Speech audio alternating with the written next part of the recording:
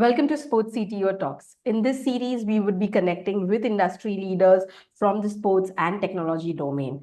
I am Ami, your guide on this journey through the minds of amazing tech leaders to understand and shape the future of sports. We will dive deep into discussion with industry leaders about sustainability, cloud, AI, and many more things. If it is sports tech, we are talking about it. Today, we have a very interesting guest from Big Dogg, Steve McConchie. We welcome you, Steve, to the podcast. Thank you very much. Thanks for having me. Steve is the director at Big Dogg. It is a cricket coaching and development business. It offers specialist coaching support to community cricket clubs as well as a range of programs on school holidays, overseas tours, coach mentoring, and equipments. Today, he would be talking about how technology is transforming the cricket from grassroots level to the global businesses. Steve, we would like, to understand your journey on this. Yeah, sure. So Big Dogg Cricket is part of the Big Dogg brand. So we have a Big Dogg clothing business as well, which is sports apparel, a lot of Australian rules footy, but also cricket. So cricket's our passion in our business, so which you would understand quite well. So Big Dogg Cricket kicked off a few years ago with myself and Rob Quiney, who played some cricket for Australia, a lot of games for Victoria and the Melbourne Stars. And we're very much community-minded, so we're big on giving back to the game.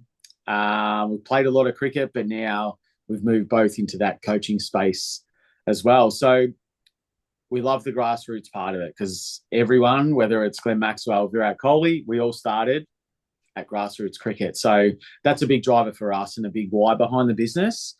Myself, I am still playing cricket. So I'm 41 now, still play at the LePage Park Cricket Club, which I've been at for 38 years, which is crazy. My dad went down to our cricket club and played all my juniors there, went across to Premier Cricket for a couple of years. That wasn't for me, and went back to my club and fortunate enough to captain our first for a long time and now playing coach and playing some premierships, which has been really good. But the biggest thing for me is my mates.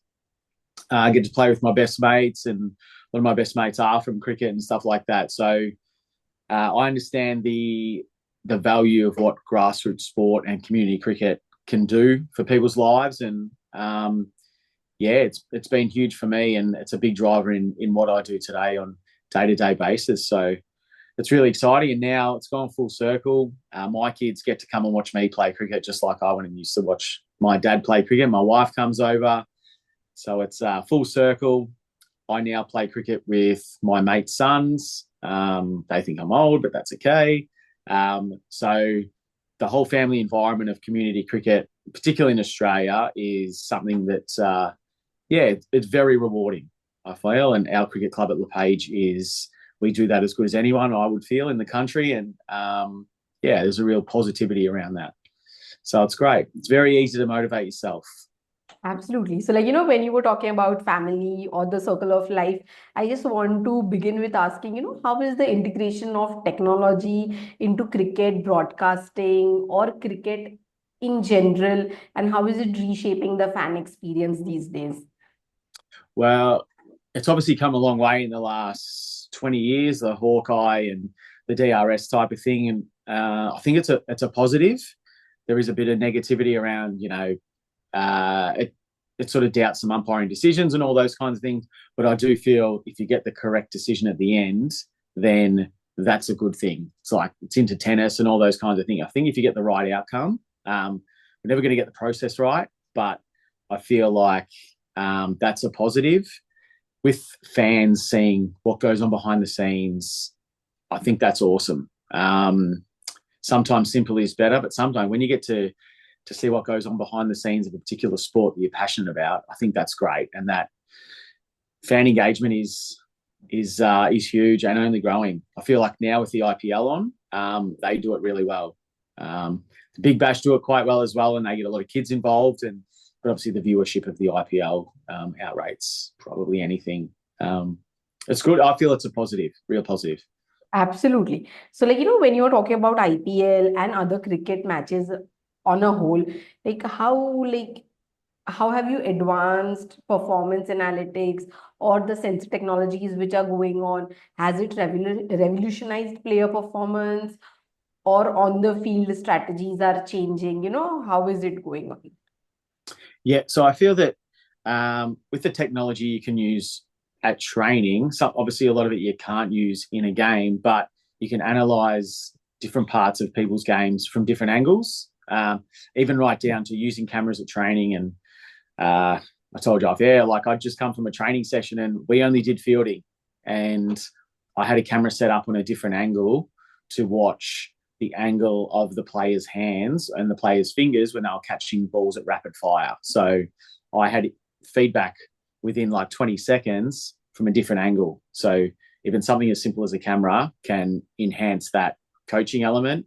On-field strategies is good. Now you've got they call it the strategic timeout, IPL, Big Bash as well. And well, the coaches are on the sidelines analysing things. Bang, they've got their 2.5 minutes. Get out there. What can they see? What can they give to the captain, to the bowlers, to the batters? It can be a good thing. Yeah, just adds a different element of thinking, though. Yeah, So it's when you're good. talking about analysis, I want to understand in detail a bit about video analysis and how that is, the data is driving the coaches for enhancing the batting, the bowling, or the fielding. How does that go about? Yeah, so it's certainly growing at a rapid pace. The video analysis, and you've got full track AI, which is really good. You get spin angles where it swings. You get the ball tracking down the pitch, which is great. I think using that the other day, I myself was the batter, but I found myself watching how much the bowler spun the ball. So I kind of took myself out of the batter and I put my coach hat on, and I found it really valuable, analysing each bowler that came into me and going, oh, he actually spun this a lot, he spun this a little bit, and then I found watching his hand as well from the full track AI. So I think you get angles, and all that data gives you access to work with that player at a different level. So as a spin bowler, how do you use your wrist? Are you going over, sideways? So it's just the different angles of feedback can only be a good thing. And then you've got like straight bat for your batting, gives you bat angles. Where is you bringing your backswing? Where does the bat finish? Where do you connect with the ball? All that kind of thing. It's certainly wasn't around, 10, 15 years ago, but I think now it's a huge advantage. I think with a more short form cricket, it's better because it's so fast paced. How much information can we get in the Okay. quickest amount of?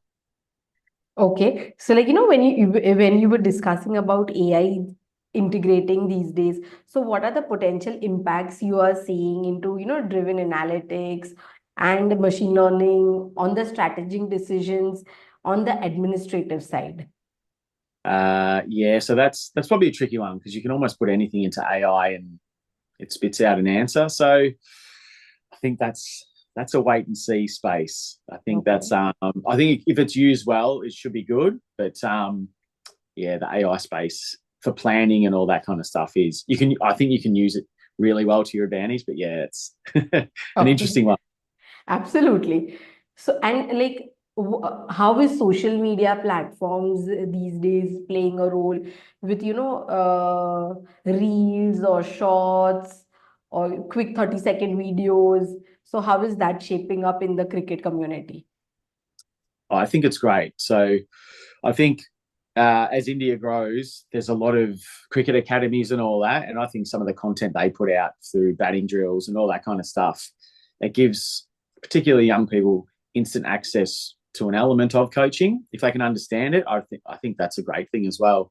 Um, and the reels, I think, and I refer back to the IPL because we're so present right in it at the moment, but the when they have team training and they'll put in 20 seconds of Virat Kohli batting, or the Rajasthan Royals do it quite well. So they'll mic up a player and have them batting in the nets and stuff like that. I think that's that's great access. Yeah, I feel like you get up close without being there. So yeah, when it's used right, I think it's excellent. It does bring you just that step closer to what's actually happening. Okay. And how is this social media helping the clubs, the leagues, not individual players? So, is it growing today or back then? How is the difference? And, what can you see? I think most leagues now in Australia and comps would probably have their own social media manager, which is probably pretty recent, I would say. So I think that's a good thing. And the more they share and all that kind of stuff, stats, who did well, I think it's a good thing. Yeah, Okay. it's a growing space, I would say, in Australia. Yeah, yeah. Okay. And other than the social media, when we talk about infrastructure, such as a smart seating or digital displays or real-time stats, so is it elevating the match day experience or how is the fan taking it in? Yeah, I feel that it gets the fan closer. So a great element of watching sport at home, particularly cricket, is you get the stats. You get the behind what the commentators are talking about. They say so and so's made X amount of runs. Their strike rate was this. If you can go to the game, get that information, and you're watching it live, you get the best of both worlds. So I think that's great. Yeah, just a Okay. great advantage. So, have you seen any shift recently, fans sitting at home and watching cricket or coming to stadiums, like it has increased, decreased, or, what are the trends these days? I think post straight out of COVID, particularly in Australia, crowds were probably down. Okay. And then I think the data came through last year of, I think particularly the Melbourne Stars, their average, it was through the roof. So I think crowds, particularly in the Big Bash last year, grew again, which was good. And then obviously the Australia-India series in Australia, huge crowds. And then the Ashes coming in at the end of 2025. So I feel like cricket in Australia is hopefully going to go through another boom, and fans to the ground's good. I think more people at the game is a better product. Absolutely. So I now wanted to understand a few details about wearable technology. Like, how does it help in, injury prevention or the player fitness into the cricket?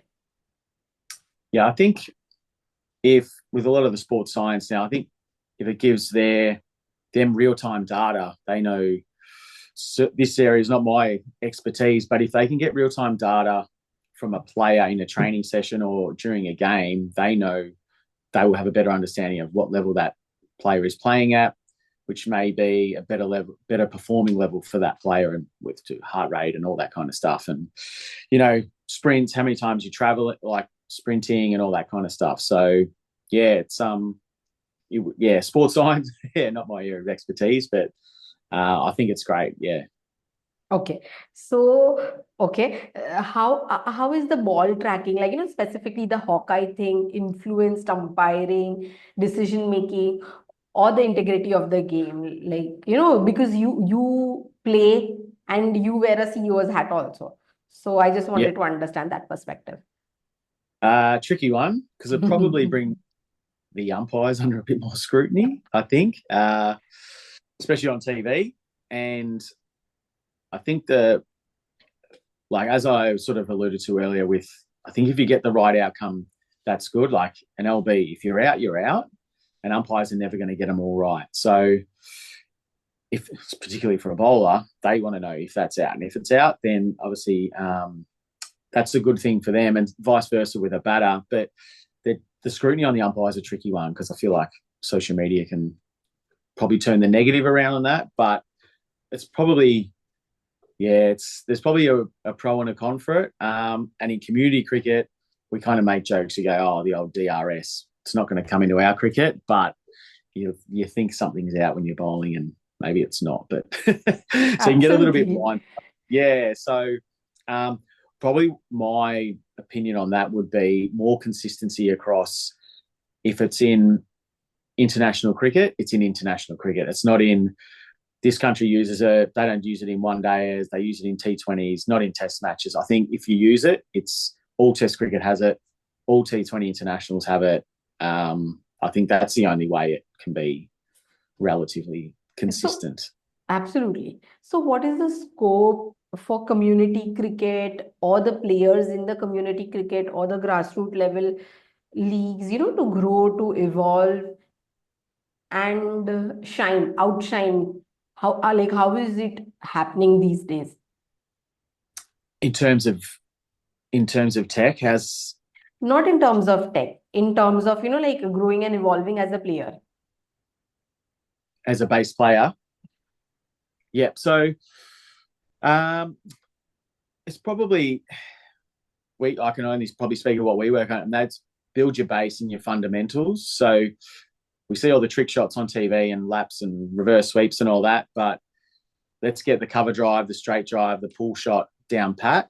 Build your base, as as Bobby Corney would say, build your base, and then we expand from there, which I think's spot on. So we want to be able to play all the conventional shots, and then let's get out of our comfort zone and learn the next layer. But and same with bowling. So if you're a fast bowler or a spinner, let's try and get as many balls in the right areas you possibly can before trying to bowl 100 miles an hour, or before trying to do your wrong ends and all this kind of stuff. There's certainly space for that, but let's build our base, get the basics right. I feel like it sounds relatively a simple term, but I think that works. Okay. And when we go into the revenue streams or the revenue angle, uh, what are innovations happening with the NFT-based digital collectibles or the fantasy leagues? Are teams and leagues incorporating that, and is it helping fans at the end of the day? Yeah, I feel like they're all positive things. It builds the fan base. So if they're not a huge cricket follower, they might like NFTs or something. It might bring them to like cricket or like cricket even more. The fantasy leagues are a good thing. They were quite big in Australia in AFL footy, and then cricket, like a build up in cricket. And then there's actually a guy in Melbourne, and you'll like to shout out Vicky Goyle, who built My Club Tap. So it's fantasy cricket for your club. It was done a long time ago in a very simplistic version, but he built this online digital platform that each cricket club put all their players in and ran it and all that. And it was he still does it. It's awesome. He's done really well. So I feel like that just adds more layer of interest, more fun. Younger players gives them that they like that tech stuff. So it gives them something to talk about. And I think it's good. Okay.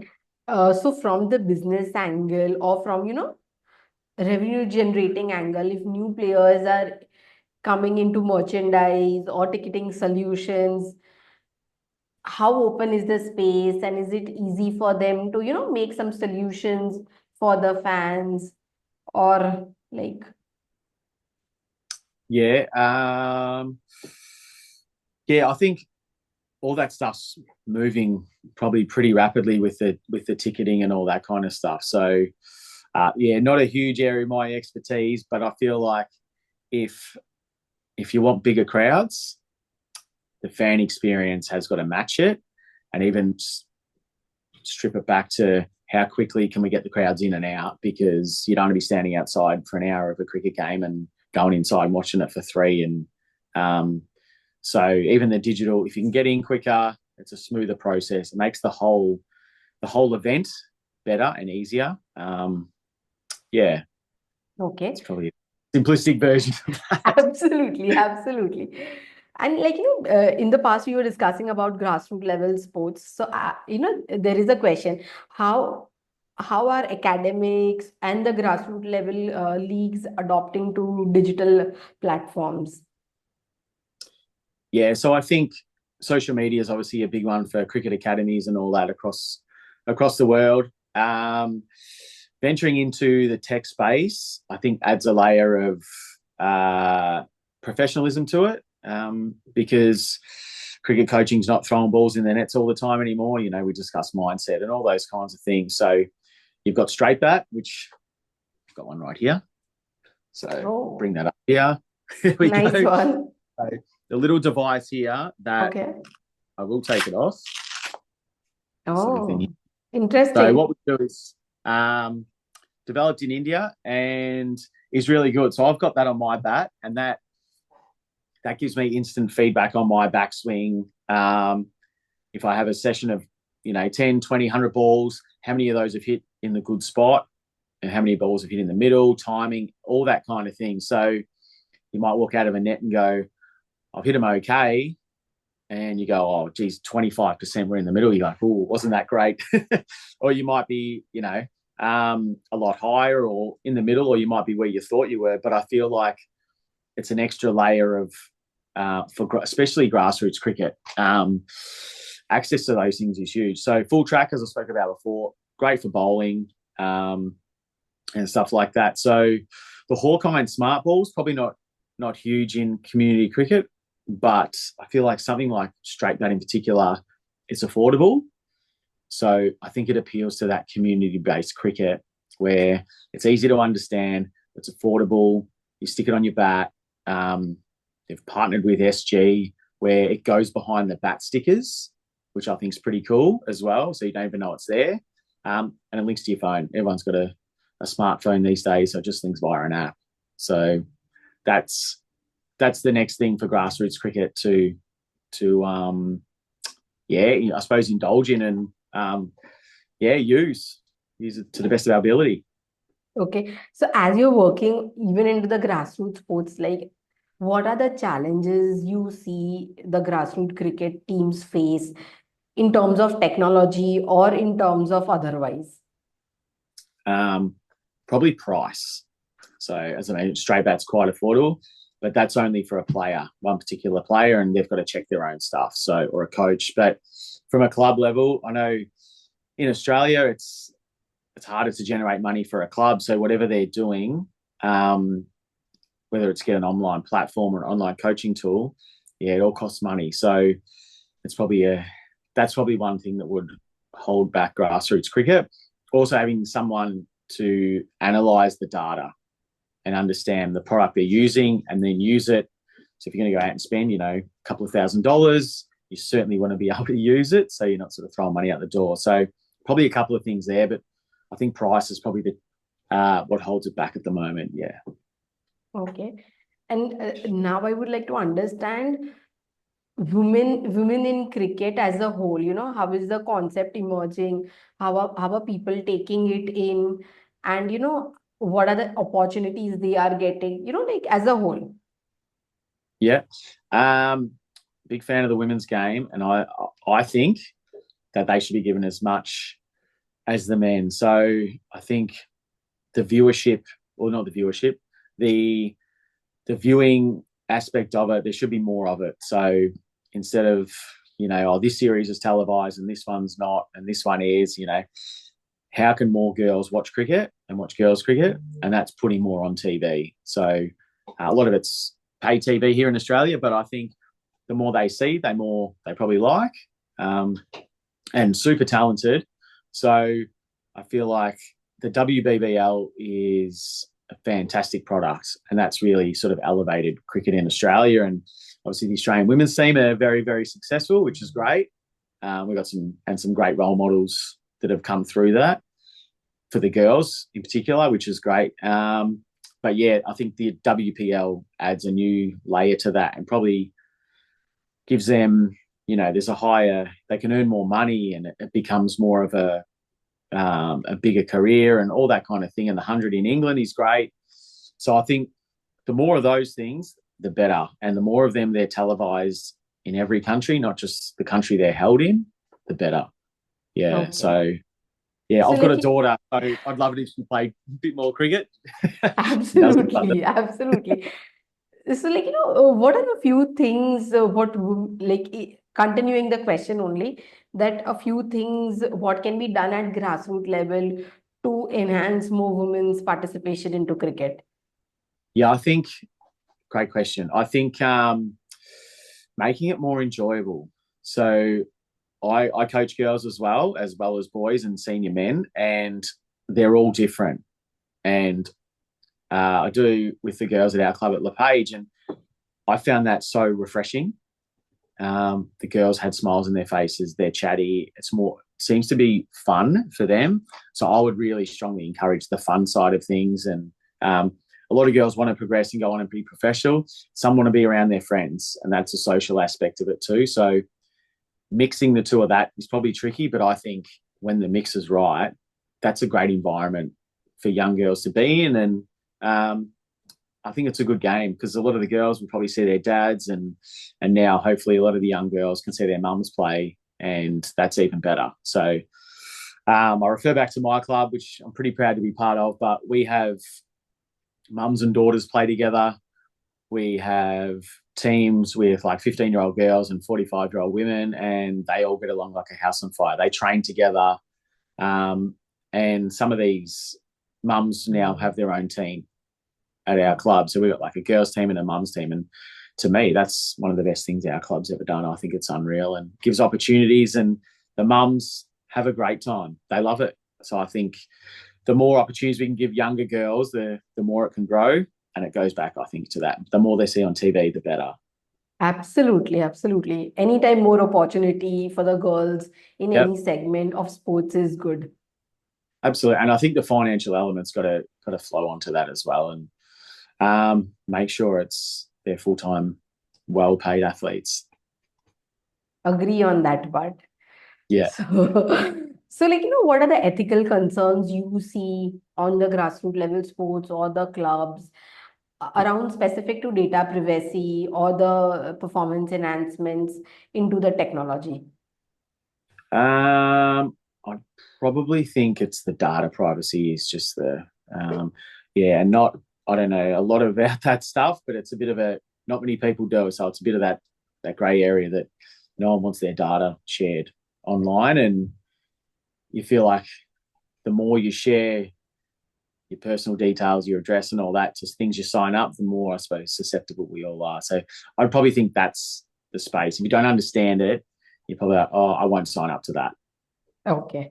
So like, Yeah. of a few learnings over the years about cricket, and how would you like to share it with the coming generation who is playing cricket, who is seeing cricket, who is just adoring cricket?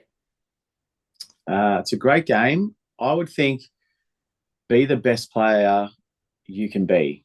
We can't all be Ricky Ponting and Virat Kohli and guys like that, but be the best player you can be. And if that means playing social cricket in your club's fifth 11 and enjoying that with your mates and stuff like that, then I reckon that's great because those people are just as integral to sports clubs as the guy that's played 200 games in the first. They're very important as well. And, we want to win first 11 premierships. And like I still do. But I also think that across a club environment, everyone's very important. And committees and stuff like that do huge jobs. And I feel like the community aspect of what cricket gives back to people in life and in life skills and socially is huge. So I think cricket's a bit unique in that way, where we spend a lot of time together on and off the field, where we can really get to know each other quite well. And I feel like that's a real positive. It's a great game, but I feel like there's so many other positives that cricket brings, especially in community cricket. Yeah. Absolutely. So like now, Steve, we'll move on to the next segment of the podcast, that is rapid fire round. Let's go. Okay. I will ask you a few questions. You will have to be quick in answering. Okay. Okay. If you could face one legendary bowler for an over, who would it be? Shane Warne. Okay. What's your dream cricket stadium to watch a live match? Let's go Wankiti, IPL Okay. final. Okay. T20 thrill or test match drama? What's your pick? Oh, both, but I do love Test cricket. Okay. If you had to rename a cricket shot after yourself, what would it be called? um, Steve Drive. I love a Okay. good. Okay. Who is the most entertaining cricketer to follow on social media? Don't know. Probably take more notice of Glenn Maxwell Okay. than any others. Yep. Okay. If cricket had a new tech innovation tomorrow, what would you want it to be? Oh, I like this. A device that would keep arms straight for kids bowling, so Okay. they don't have to That's a good one. That's a specific one. What's Yes. your go-to cricket snack while watching a match? Probably chocolate. Okay. If you could change one rule in cricket, what would it be? Um, I don't know. That's a good one. Might have got me there. Stumped. Don't know. Okay. You can say none. That's fine. No, I'll keep it at that. I actually can't. Okay. Now we'll move on to the next segment. That is, you will have to answer one question into 30 seconds. Okay. Like, I would like to understand, what is the role of AI and how technology is transforming cricket from grassroots to the global businesses. I think the tech products that are coming into cricket now, hugely valuable at grassroots level, where they weren't in the past. They were only available for professionals, but now they're available to everyone. I think can enhance the game, enhance the skills, the knowledge, and I think a lot of that circulates back to like fan engagement at a professional level. So it's an exciting times, and it's only growing, I think, rapidly. Absolutely. Perfect. Thank you, Steve, for sharing your wonderful insights today and joining us. Thank you so much for having me. So everyone, let's stay connected in understanding more about sports and technology. Please share this podcast with your friends, families, and the people who love sports and technology. This was Steve sharing his insights today. And let's meet next week in the next episode. Till then, stay curious, stay inspired, and keep exploring.